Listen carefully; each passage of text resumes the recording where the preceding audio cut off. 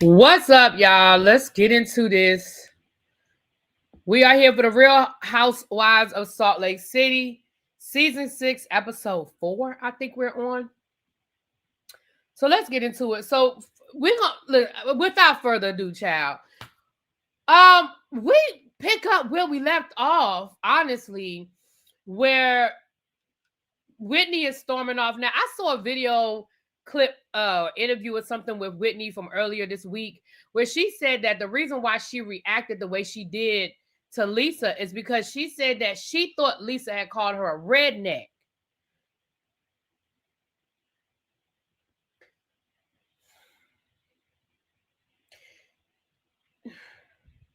First of all, can we stop with oh, I thought she said this. Oh, this is what I meant. Oh, that's what she said. Girl, you know that lady didn't call you no redneck. That lady was talking about your business failing. Nothing that came out of Lisa's mouth sounded like she called you no redneck. And even if you thought that's what she said, at no point in that tantrum that you threw did you say, girl, how dare you call me that? How dare you say everything you said, you were addressing her talking about your business. Girl, don't be trying to double down now because you see how crazy your ass looked on camera. Now all of a sudden, I thought she called me a redneck and it just triggered me. That is not what triggered you, girl.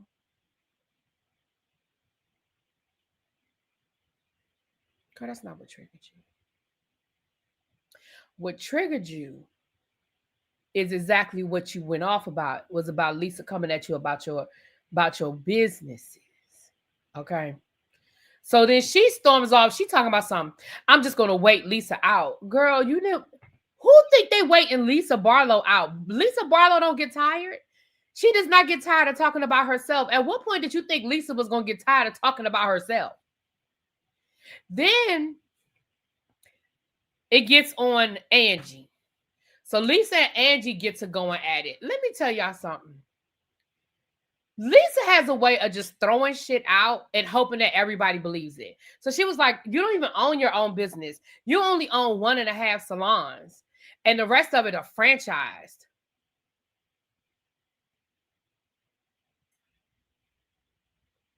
Okay. Let's dissect that for a second. And I want to make sure I understood what Lisa was trying to say.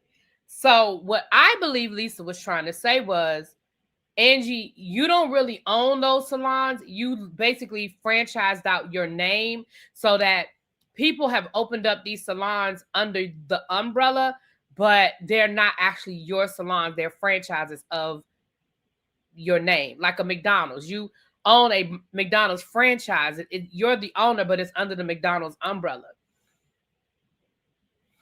Question. In my opinion, that's some smart shit. That's what Pinky Cole is doing right now with Slutty Vegan. She is literally franchising out Slutty Vegan. So now anybody who wants to open up a Slutty Vegan, you pay a price. There's an amount that you have to pay. I have friends who have businesses who have bought franchises. There's an amount you have to pay, and that gives you to oversimplify it, it gives you the whole package. You get the name, you get this, you get that, you get the other. Excuse me. But just like with McDonald's or Taco Bell or Wendy's or Burger King, there's still a uniform you have to maintain. They have to look a certain way. You have to carry certain things on the menu. It has to be, certain things are not in your control because you ultimately do not own McDonald's. You own that McDonald's. And if your McDonald's, doesn't pass inspection, or if there are chronicle issues, they will pull the franchise from you and say you can still own this building and you can open up a McDowell's, but this can't be a McDonald's anymore. Baby, that was a good one. When Angie said, girl, you do French fries, I do franchise. Because that's not a dig, Lisa.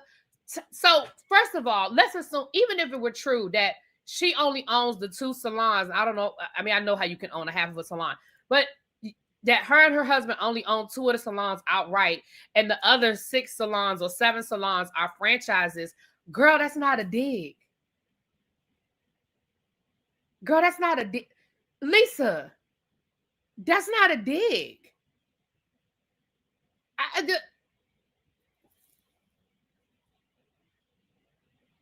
You really thought you did something with that. You only own 1.5 salons. You don't own no salons. I bet you she making more. She making just as much money not owning them damn salons by franchising them out. Baby, McDonald's did not become a $1 billion corporation by losing money on franchising. Hello. Child, Lisa really be saying shit, hoping that somebody is going to be like, oh my gosh, you only own 2 salons? Oh no. Girl, anyway. Hell, to be honest, I actually gained some respect for Angie because I said Angie got some good advice and somebody helped her set that shit up. Then Angie threw back and said, well, look, girl, you out here endorsing products while your son's products are collecting dust on my shelf. Now, I be so pissed off when people turn everything into you're talking about the kids. Angie didn't say nothing about about that woman's son. She did not say anything nasty or negative about that woman's son. She was talking about Lisa and her lack of business leadership over her son's products. That is what she was talking about. She said, girl, I let you put these C-list products on my A-list salon shelf out of the strength of our friendship, but you're not even out here doing nothing. You're not cultivating this product. You are not advertising. You are not putting it on your social media. You are not trying to create business. And it is literally collecting dust in the salon that I let you put it in out of my friendship for you, because if anybody else had come knocking on my door, I would have told them no, because that product does not meet the standard of the products we put in our store. I don't think Angie said nothing wrong. Sorry, not sorry. Angie was talking about Lisa. She was not talking about Lisa's son. It's Lisa's son's product, but that boy is in high school. He can't probably do nothing more than what Lisa is allowing him to do or leading him to do. So if this product has been out for 2 years, I haven't heard no more about it. I mean, granted, I don't buy those types of products. I don't need them, but we haven't even heard Lisa talk about it on the show since they did that photo shoot. We haven't even heard Lisa talk about it. So Angie was talking about you, Lisa, and how you're sitting here talking about all these other products that you endorse while your son's shit is sitting on my shelf collecting dust. I ain't seen nothing wrong with what Angie said. And here come Kumbaya fucking Heather ass. Ladies, Lisa, I love you. I really love you. But you make it so hard to defend you when you go low. And Angie, going to the kids, that's just not cool. No, dissing the kids. Did they really say dissing? I was sitting here like, are they really using dissing? Like that word just came out. Like nobody says dissing anymore. Baby, we said diss. Like when I was in high school, that was a word. Who the fuck is still using diss? That was a diss. That was a horrible diss. I mean, I only diss what she said, but that was a terrible diss. Why would you diss her like that? I was like, what the fuck? I mean, did the word just get to Salt Lake City? Why are we saying diss? Right. I 100% understood what Angie was saying. And again, I don't feel like Angie was talking about Lisa's child. Now, if she had said, I heard your son is getting kicked out of school and has been getting suspended from school because he's a bully. Now you're talking about her son. And now you're bringing her son into a conversation that has nothing to do with him. But I feel like that the example that she brought up was in line with the conversation they were having. She was like, look, I've been a good friend to you, even when you haven't been the best friend to me. And look at what I did for you. And look at what I'm still doing for you, because I'm still holding down these damn products. I still have these products in my salon. Anyway. So this is what pisses me off about these shows. And I'm almost glad that Lisa ended up doing what she did, and I'm explaining to y'all why. because y'all were literally in each other's, like y'all were at each other's neck, right? Heather gives her kumbaya speech, and now all of a sudden, I love you. I love you too. I'm so sorry. I'm so sorry too. Oh my gosh, I love you so much. That's why I get so angry. I love you so much. I know. I'm so sorry. Let's toast. And she even acknowledges Bronwyn, and Bronwyn is like, I love you too, Lisa. Yeah, I love you too. Now, the only person I feel like she didn't apologize or acknowledge in that whole situation was Whitney. Now, Whitney had quietly walked her ass back in that room because nobody heard or saw you, Whitney. When did you come back, girl? Because you said you was going to wait Lisa out. I guess that was a long wait, huh? I guess that wait lasted longer than you thought it was going to last, because I looked up and here you are at the end of the table clinking your glass. Girl, where did you come from? What you doing here? So that pissed me off, but we're gonna get to it in a minute. So then Meredith is gutting her store because she wants to add a caviar lounge. Let me say this. I'm gonna be honest with y'all. Not a caviar person over here. I mean, I've tried it, don't like it, not my thing. But one thing I will say about Meredith, baby, when Meredith decides she's gonna do something, baby, she commits to that thing. Everything is caviar, caviar, caviar, caviar, caviar. She is even going to gut her store, redo her store, and add a caviar lounge. Now, I've heard of cigar lounge. I've heard of speakeasies. I ain't never heard, because she said she want to do like a speakeasy caviar lounge. Was they selling caviar down to the speakeasies? Meredith, hey girl. Girl, do you know what the definition of a speakeasy is? Do you understand what a speakeasy? Girl, do you understand what do you know the definition of what a speakeasy is?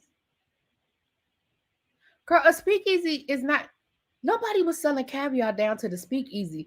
A speakeasy was a place where they were selling illegal liquor, bootleg liquor, when liquor was illegal. Nobody was selling caviar down to the speakeasy, girl. It can't be a speakeasy caviar lounge. That doesn't even make sense. That's not. Girl, that's.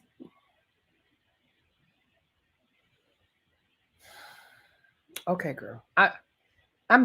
Listen. I'm at my white lady quota for today. I'm not arguing with you about that, girl. If you want to have a caviar speakeasy, girl, have you a caviar speakeasy. I'm not arguing about that. But just know, for the purposes of conversation, it's not a thing. It's not a thing. Now, not Heather, Lord. Whitney is at her house. She done pulled out that pole again. Now, listen. The jokes write themselves, Whitney. Girl, your business goes bust and you get back on the pole. Girl, the jokes write themselves. Why did you make that so easy? You literally pulled. Do you understand how many different jokes I can make right now about you and that pole coming out as your business is failing? Girl, why you do that to us? That's just way too easy. Way too, baby, the alley oop on that. Okay. Kevin Hart could dunk that ball. Baby.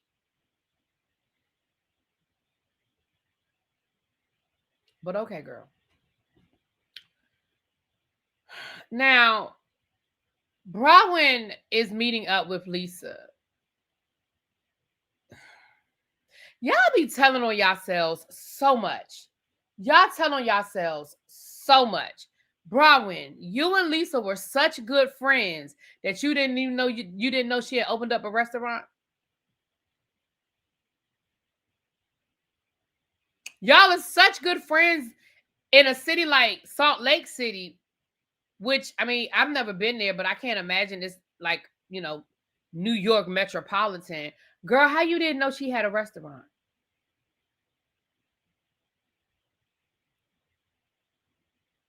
Now, I could see if you said, I knew you opened it, but, me and you haven't been in a good space. I haven't had a chance to get over here. Girl, you were like, when did you open this? How long has this been here?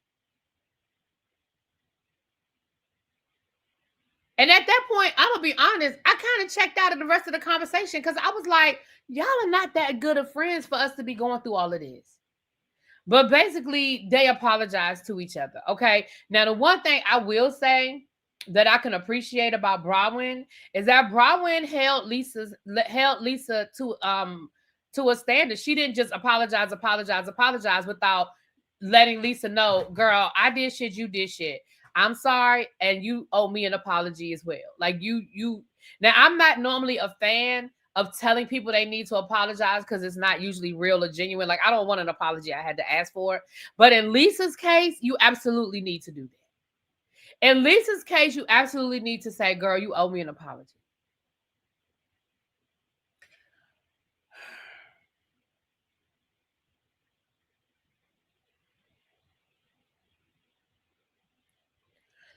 The only thing I liked in this scene was I liked the little pajama outfit that Lisa had on. That was cute. The little pajama outfit was cute. And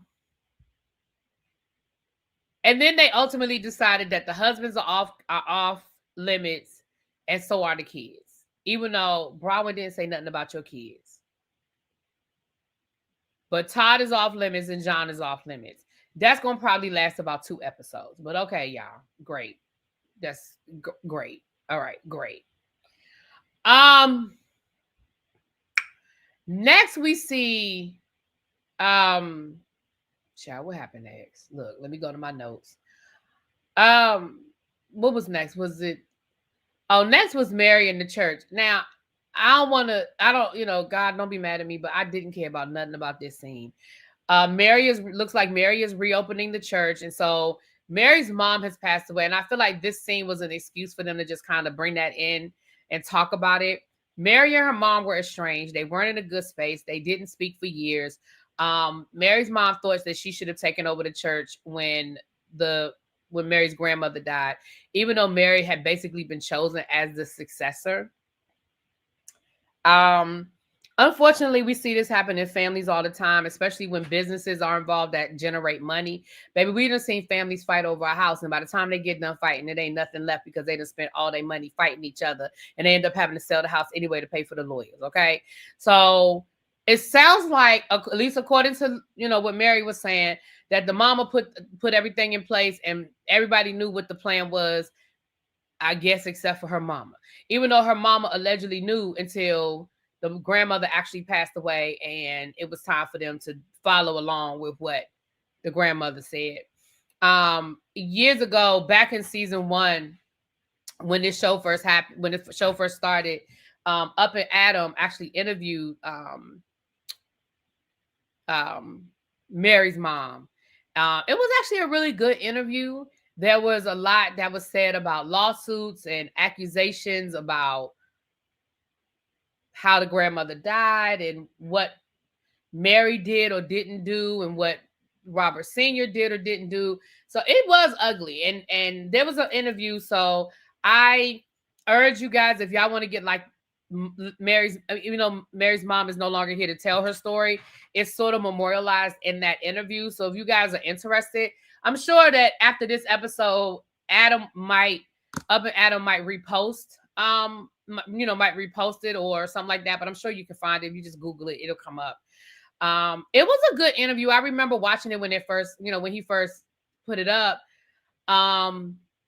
It gives a different perspective. I mean, you can choose to believe the version of the story that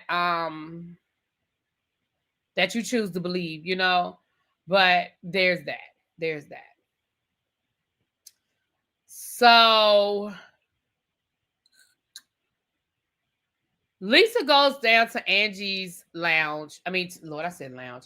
To Angie's salon because Angie done let her cosmetology license lapse. And so she has to renew her license. And so, because she let it lapse for so long, she has to like retake tests and stuff like that. Now, I understand that the texture of a white woman's hair is way different from our texture and what we are normally used to dealing with. But I was not impressed by what I saw from Angie. Did I say Lisa? Lord, I meant Heather. Thank you, Chuck. I wasn't impressed. Did y'all see her rolling Heather's hair? It was hair, like, it was pieces coming out. It wasn't. First of all, you didn't wash her hair. Like, I understand you were practicing, but girl, you didn't even wash her hair. She just sat down in the chair and you just started fooling around in her hair. Is that what they do these days? Because even when my hair is washed, my hairdresser still wash my hair. Before she start, I could tell her I just washed it last night. She'd be like, well, let me just do a quick wash. Let me just, I just wash it one time. Baby, she don't trust me. The only time I can go somewhere and they don't wash my hair first is when I go get my hair braided and I wash it and then I go to the braider. But just going to a salon, most do not do what anymore? Wash your hair? Who don't wash the hair? Baby, I don't never want to find a new hairdresser if they ain't washing hair. What do you mean? Who is not washing hair? Why would you start working on something and you didn't? What? That's nasty.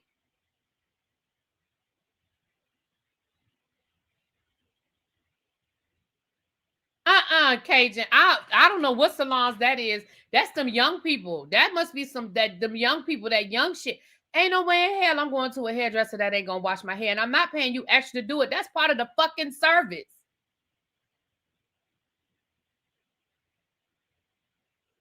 See, this and they want to charge you an arm and a leg to do. Absolutely not. Absolutely not. I wish the fuck I would. I wish I would have to wash my own hair. And you want me to pay you?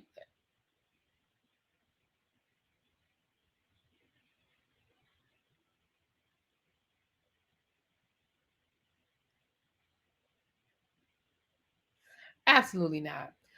But aside from that, here go Lisa petty ass. And see, this is why I'm kind of glad that Lisa did what she did, because that whole kumbaya moment, it pissed me off, because I like, this is bullshit. Like, I can't sit across the table from Cheryl and go back and forth and argue with her and talk about her mama and she talk about my mama, and then 10 minutes later we clinking glasses. Baby, that is not how that shit works. And baby, Lisa must have went home and thought about that thing. I guess production told them, wrap this scene up, so they had to play Kumbaya so they can go to hell home. Baby, Lisa got home and she crossed them legs and she got the fussing at John and she thought about that thing. Baby, Lisa sent her assistant down to Angie's salon to pick up the products, the Big Wolf, Great Wolf, Lodge products, whatever them damn products is called. Angie. Now, let me be honest. I was with Lisa until the Venmo. That's where, and the little message that Lisa left. But before the message, girl, you told her you ain't want them products, so she came to get them. But my problem is, Lisa, you said we was cool. I love you, you love me, me and you must never. We did the whole love you thing. Girl, you could have handled that better. You went home, you had you some Vita tequila, and you got mad. You got mad all over again, and then you sent your assistant over there to get them damn products. Now, sending her a $600 Venmo and then making a comment about her dusty salon. Girl, she didn't say her salon was dusty. She said them products was dusty because ain't nobody buy them. That's what she said. Lisa, you petty as fuck. That was petty. Sending her a Venmo was petty.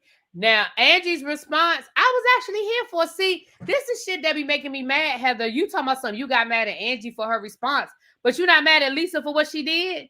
Baby, Angie said, I would much rather you have given that $600 to these people that say you owe them some money, because I don't need your money. I didn't have no problem with Angie's response. I thought that, listen, Lisa started it, Angie finished it.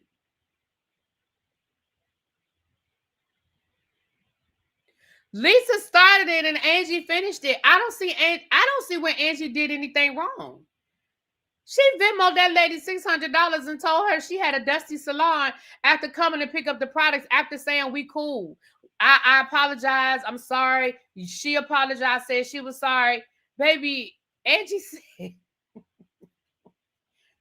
girl, I didn't want your money. I wish you had given that $600 to them people that say you owe him this money. Baby, I thought that was a perfect response. And here comes fucking Kumbaya Heather again. See, Angie, that's what I mean. You You don't have to go so low. You dig. Angie was like, but she digged at me first. But you don't have to respond. The fuck she don't. Baby, Lisa sent somebody into that woman's salon in the middle of a work day. Didn't call her, didn't have a conversation with her. Baby, Lisa could have picked up the phone and said, Angie, you know, I know we said that we were cool. I know we said we were going to move on. I know we said, hey, we worked it all out. But when I got home, I felt some kind of way about that thing. That thing didn't sit right with me. So before it becomes an issue again, I'm going to send my assistant over tomorrow to come and get those products. And we just going to wipe it clean, right? But no, girl. Lisa did what Lisa does and turned it into and tried to turn it into a moment. But baby, Angie came at you. Then Lisa, and again, Lisa, you cannot read. I need you to stop. Lisa, I really need you to stop. Because then Lisa said, well, at least I didn't have to use a credit card to pay for my vacation, a card that I should have never had to begin with.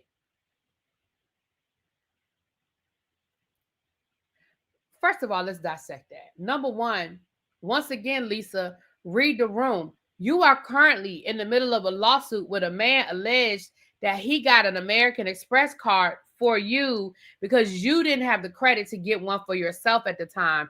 And you used that credit card at will for years until he finally said, hey, girl, I need my money. So why would you throw at Angie? Well, at least I didn't have to use a credit card to go on vacation.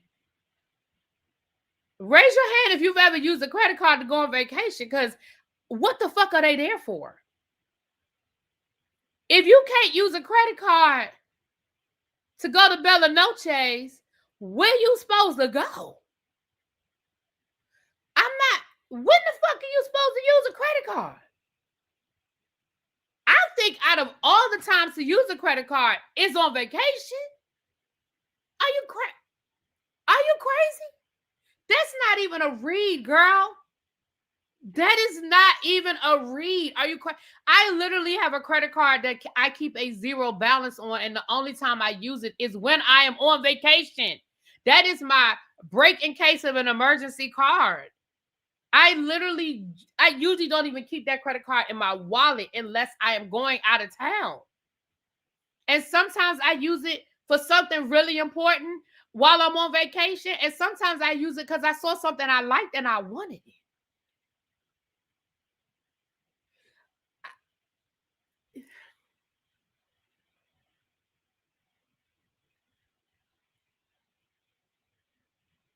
Lisa, girl, it's not a read. Like, you really be sitting here you really think you be turning it. And it's just, and then Angie was like, I don't even know what she's talking about. Like, not only does it not make sense, girl, I don't even know what she's talking about.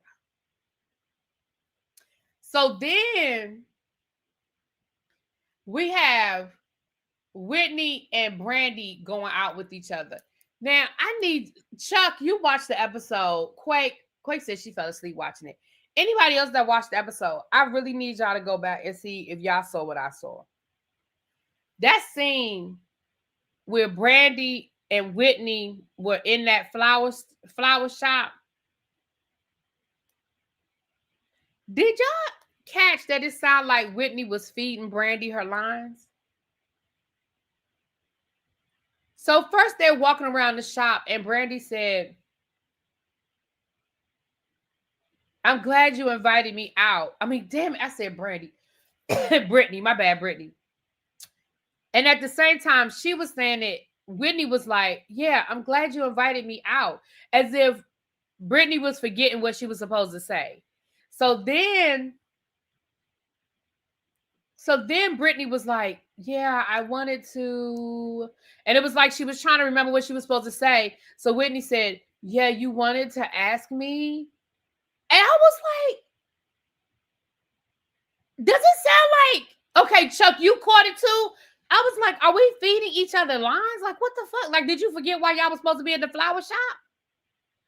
But let me say this. Brandy. Nobody, and I do mean nobody, should have to work that hard to convince you to reconcile with your child. Nobody should have to work that hard to explain to you why you should not be putting a man in front of your child. Nobody should have to work that hard to convince you that your child needs you even though she's grown. Nobody should have to convince you that you may regret it if you allow your relationship with your child to continue to rot away because of a man, much less this man. Baby, Whitney damn near was standing on her head trying to, and Brittany was like, uh-huh, uh-huh, uh-huh. Like she didn't change, her face did not change expression. Uh-huh. Yeah. First of all, when Whitney was asking you, well, what did your daughter tell? How does your daughter feel about things right now? I don't know. Girl, you ain't talked to her? Then Whitney asked her, well, what does your daughter want from you in order for y'all to like reconcile? Like, what does she want? I don't know. Girl, your daughter is not speaking to you, and your daughter is upset with you. You mean to tell me you don't even know what it is that y'all need to do to get back in a good place? And then Whitney says to her, well, why not take a step back? Like this is a perfect opportunity for you to sort of take a step back and figure it out. And your response to Whitney was, she said maybe like 30 days, which in my mind, when Whitney said 30 days, I was like, 30 days ain't shit. What you mean 30 days? This fool says, well, that's a big ask. 30 days of not talking to a man who has cheated on you and broken up with you 20, 15 times. 30 days of not dating him is a big ask to try to reconcile with your daughter. I said, Whitney, stop. And I was like, Whitney, girl, stop. She's not interested. She's not interested in a relationship with her daughter. She is not interested in fixing things with her daughter. She is perfectly content laying up under that man. Because the reason why your kids are mad at you is because this isn't the first time you've put a man in front of them. He's just the latest man. He ain't the first man. So now I understand. You have probably been doing this their whole life. You have probably been doing this your whole life. Baby, that was painful to watch. That was painful to watch how hard Whitney was trying to get you to understand.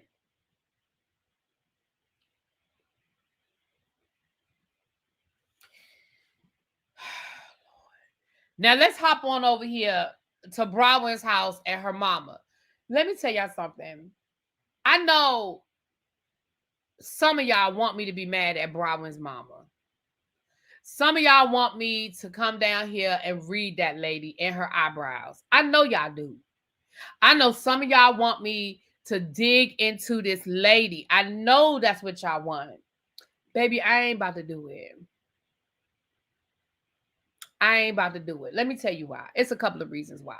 First of all, what was up with Bronwyn's daughter and the boyfriend lying about being in a bowling league? That didn't even make sense to me. Where the fuck are they going? Y'all are literally living together under her roof, which means that they know y'all are having sex. That house is a big ass mansion. Y'all probably have a whole wing to yourselves. Y'all probably don't even have to see them half the time. Why do y'all have to lie about being a part of a bowling league to get out of the like? I was confused by that. Anybody in here explain? Because I was confusion. That didn't make no sense to me. So then Bronwyn and her mom get into a conversation. Let me explain something. This is why I ain't about to cuss Bronwyn mama out. Now, I ain't saying I agree with everything her mama said. But this right here is a perfect example of what I keep trying to tell y'all when it comes to relationships with our family members. Baby, stop waiting for these people to be something that they not. Brodwin, you are a grown-ass woman still looking for your mother's acceptance. Baby, you're never going to get it. In the words of In Vogue, never going to get it, never going to get it. Nah, you're not going to get it. And here's why you're not going to get it. But Chuck, remember Brodwin said they were lying to her. Brodwin said, yeah, it took me a couple of weeks to figure out that they were lying. So they were lying to Brodwin too. And I'm just like, well, where the fuck are they going? But Brodwin, you grew up in the Mormon church, deep in the throes of the Mormon church. Your father was a high secretary, priestess, whatever the title is. And I don't mean that to be disrespectful. I just don't remember. But he had a high position at the church. Your mother raised you Mormon. Your mother raised you not to drink, not to smoke, not to fornicate. They sent you to Brigham Young where the expectation was the same. You come home pregnant.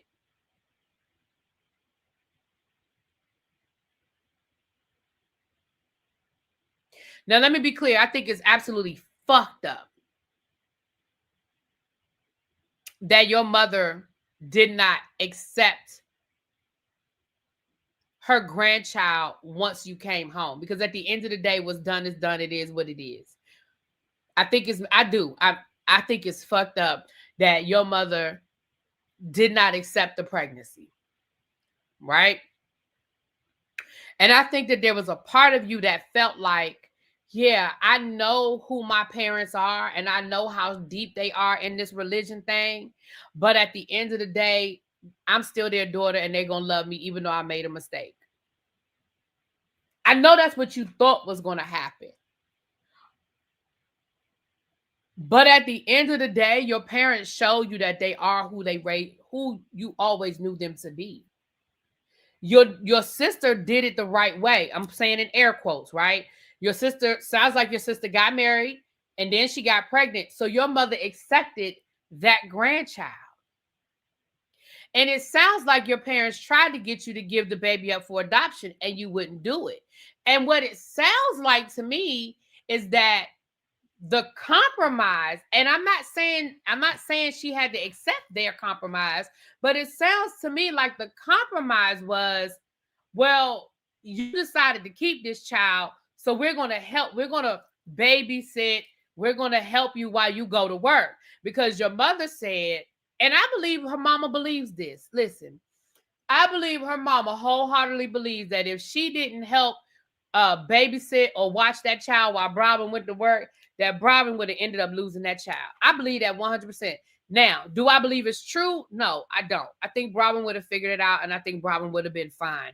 But I absolutely believe that the mother thought because I think that Brodwin had been a wild child her whole life. I don't think she just started when she went to Brigham Young. And I don't think that the mama was under any disillusion about who her child was. Now, I don't think she wanted to accept it. But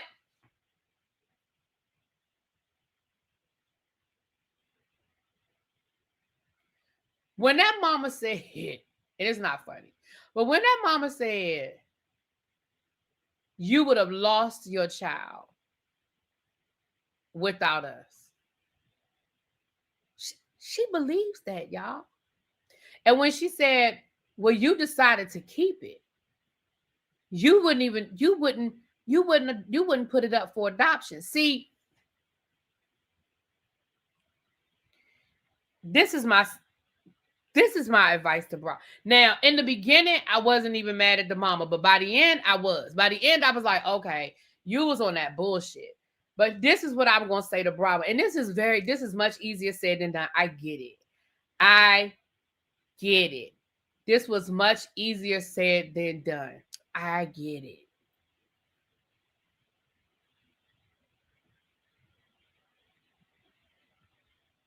Bravo, you need to take some of that money and you need to go get you some therapy and you need to process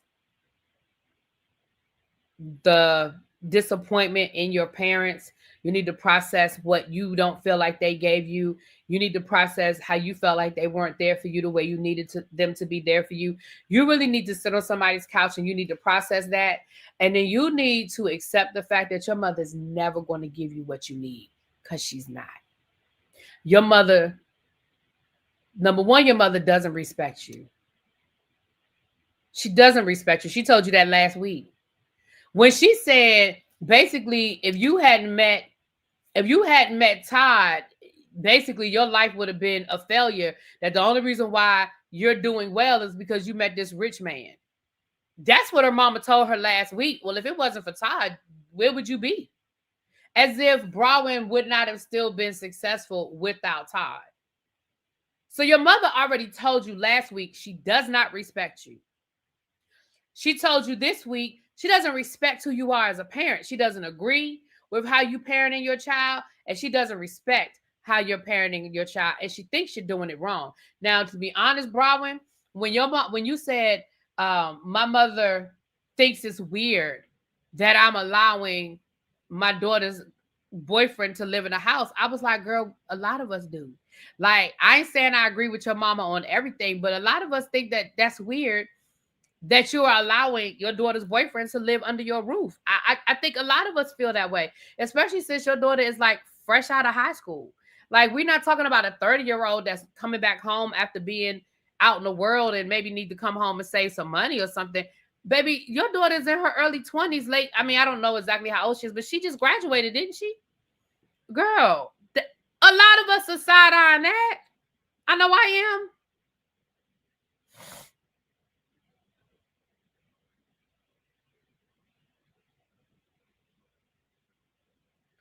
Right. I don't think there's as much as Browyn gets on my nerves, I do not believe that Browyn would have failed had her mom not helped her. I'm gonna be honest. I feel like there were probably times when she probably wished her mama wouldn't help her so she could go on by her business. I think Browyn would have done what she had to do. Listen, you ain't the first woman that's had to raise a child by yourself and didn't have the support of your family and didn't have the baby father and didn't have the family of the father. Unfortunately, it's a rough road. Don't get me wrong, but you ain't the first to do it, baby. You'd have got it done, and I believe she would have. I don't know a lot about Browyn, but I believe she would have handled it. I believe she absolutely would have gotten it done. But the problem is your mama thinks she would have never got it done. Your mother truly feels like you would have failed had they not been there to catch you.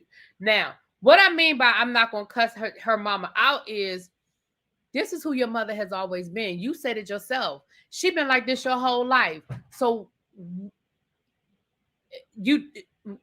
what do you like? Do you think your mother's gonna wake up one day and say, like, it's not a Harlequin romance novel, y'all. It's not a Hallmark Christmas movie. I'm sorry.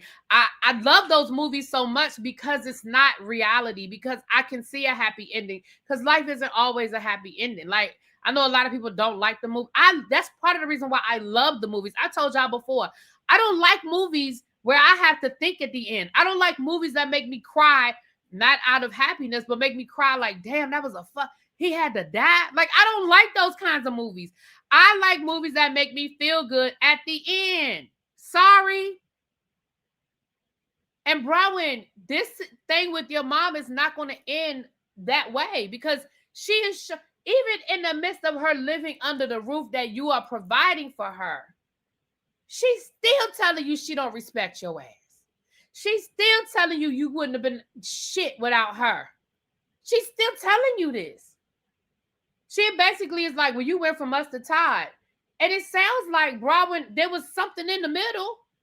It sounds like Browyn was on her own at one point in time before she met Todd. And after she, so, but the reason why I say that is because I feel like, and maybe Browyn feels like bringing them on television is maybe going to make her feel something, maybe embarrass her. Like, I don't know. Like, I don't know if she thinks bringing her mother on is going to give a different perspective. I don't know. I feel bad for Browyn, but baby, you got to stop waiting for this woman to give you something that's never coming. She's never going to give you that. And I say never, and never being a strong word, but your mother is in her what, like her 70s? Baby, she's not changing. She doesn't respect anything you're doing for her because in her mind is coming from Todd. It's not coming from you. Doesn't matter that you're married. Doesn't matter that if you tell Todd no, Todd probably ain't gonna do it. She told us last week that Todd really don't want to do it. He only doing it because of her. But see, the mama don't see that. The mama don't see it that way. Baby, that's what Cheryl, that's what my mama would, I mean, not my mama, because not my mama.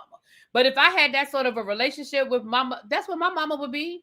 I mean, I'm not gonna have my mama on the streets, but baby, you can't live here with me. Now I got the money to pay for a very nice assisted living facility, and I'll come visit you.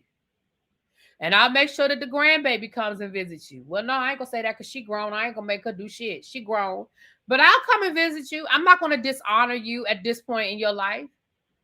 But baby, you can't live here. If you can't respect me in my own fucking home, you can't live here. That's not gonna work. Nope. Sorry, not sorry. Now, this last scene.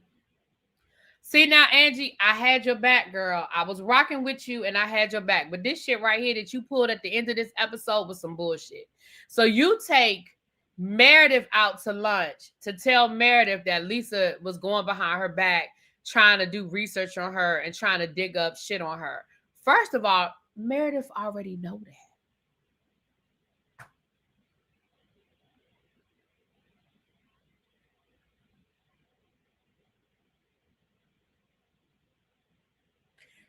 Do you think after all of these years, Meredith don't know Lisa's playbook? Do you think after all of these years that when Lisa and Meredith weren't fucking with each other, when they weren't friends and they weren't speaking, you don't think for 1 minute that Meredith don't feel like that Lisa was doing shit behind her back? You don't think that she knows her friend? That's number one. Number two, Meredith is never going to give you that satisfaction that you want, Angie. Never's a strong word. It is a reality show, so let me not say never. Never's a strong word. But let me just say, I don't feel like for the long haul, Meredith is going to give you what you're looking for, because you're looking for an ally. You're looking for Meredith to get mad at Lisa and then be an ally with you against Lisa. That's what you're looking for. That's not going to happen. It's not going to happen. Now, I already told y'all this before. I don't respect Mad Day. I don't respect Mad Day. Baby, if you didn't tell me when it was happening, don't fucking tell me now.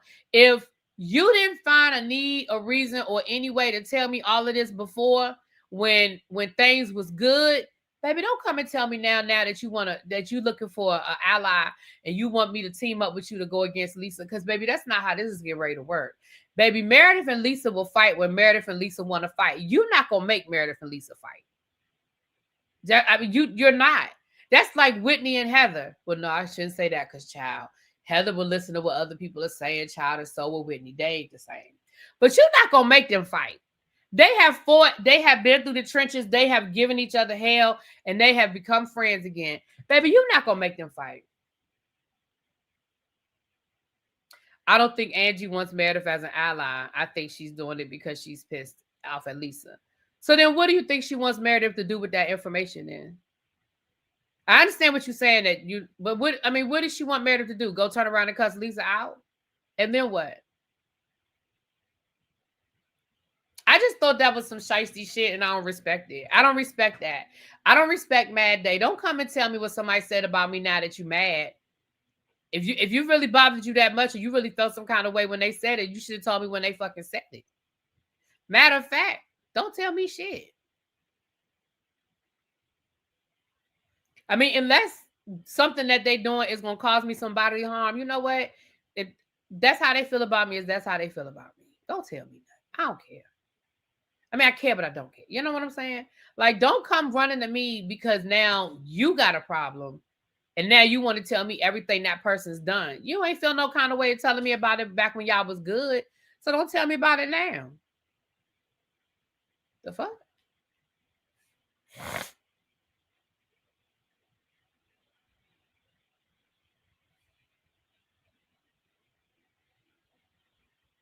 Angie and Whitney did this before they didn't work. Right. Like, it's like, again, if Meredith want to fight with Lisa, Meredith know how to fight with Lisa. Like, she doesn't need y'all to help her. But that was pretty much the episode. It ended with Angie telling Meredith, and Meredith basically saying, I don't really believe it. But and here's what I love. She told Angie, I'm gonna go ask her, right? I'm gonna go ask her. Okay. Chuck, you asked me what my shirt says. My shirt says, I match energy, so go ahead and decide how we gonna act. That's what my shirt says. I should have wore this to work today. Because those little children got on my nerves today. I should have worn my shirt. I should have wore this shirt today.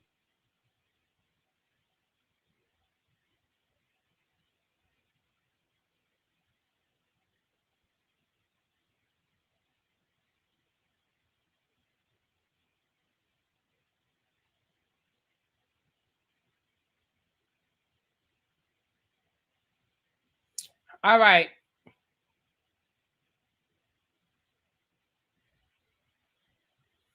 That was pretty much it, you guys. Other than that, I will talk to y'all later. I'm about to get up out of here. Okay. All right, y'all. Oh, I'm gonna go to bed. Oh, excuse me. All right, y'all. I'll talk to y'all later. Peace.